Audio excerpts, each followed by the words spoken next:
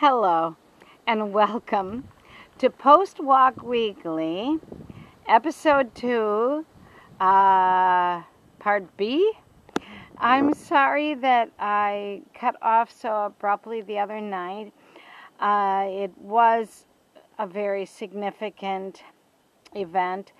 I'm very glad that I woke up at, of course, before my alarm, so I was awake about 2 in the morning till about 6 in the morning, and I did manage to go back to sleep till about 10 on Friday Greek time in the morning. I don't want to make my broadcasts particularly American, although I'm speaking English and American English, and I'm sorry about that. I wish I were more multilingual. This hearing was very significant, and we can pray that it will, or whatever you do, if you don't pray, we can hope that it makes a difference and people will be held accountable, and that America has a chance to remain a democracy. Because if it doesn't, I don't think that bodes well for the rest of the world either. So that's number one, apology. And also apology that it's so late and dark tonight. I was on my way home, ready to do this with much better lighting. And a friend passed me on the street that, I kind of had to spend some time with. And so, number two, I'm alarmed by the persistence of the Russian propaganda about Ukraine being Nazi. If you want to study these lands and these histories, I can tell you a good book to start with by Timothy Snyder, a professor at Yale, who calls the book Bloodlands. And many terrible events have happened in this region that has been Prussian, Germanic, Polish, Soviet Union. Ukraine had their own country for a short time, and when they were independent briefly between the wars, there were 3 million Jews living there, approximately, and there was currency that had Yiddish written on it. This is not a nation that on its own has persecuted Jews.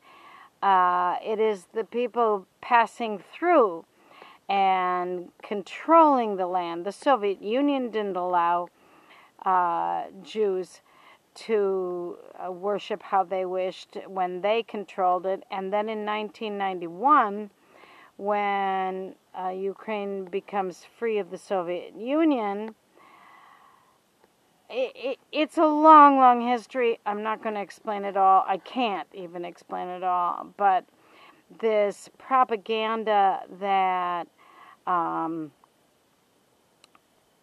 this war is fought rightfully against Ukraine because they're Nazis is bullshit.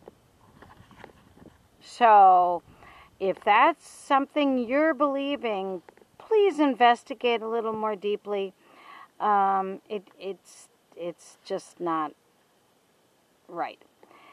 Thirdly, how have I changed? So many people have asked me this, and one thing that occurs to me as I walk into town nowadays and walk back, I used to do that, but I used to kind of think 3 kilometers was oppressive. And now I'm still annoyed that I have to do it, that more people don't stop and pick me up, but some people do. My friend stopped and picked me up tonight and brought me home. That's why it's so dark. Um, and I think I have a different gait. A lot of times I can tell a person by their gait before I recognize their face. And if you knew me before and you know me now, I have a feeling I have a different gait. So that's one way it has changed me. And fourth, I get the New Yorker magazine, which is kind of a miracle. It's an incredible periodical. There's nothing quite like it, and it reinforced for me something that I'd heard a couple other people say about, it's the season of graduations, and seniors of high school, college, everywhere, they're being asked to go out into the world and do something big. And one person said, and the New Yorker magazine had a couple stories that reinforced just little things make a difference.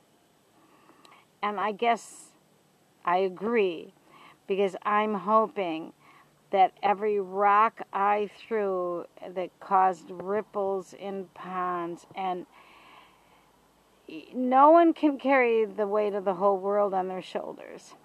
And perhaps that's something that is over accentuated in graduation speeches.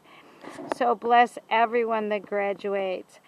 And just even kindnesses, just very small kindnesses can make a difference. Opening a door, saying hello, saying thank you, saying any small kindness contributes.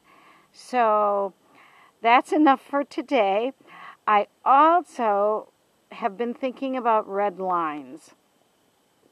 We hear a lot about red lines, and I think it's a serious question. What is a red line, and for who, and when, and how? So I think that will come up next week. And I don't know if I'll do this again twice next week. Thank you all. Be well.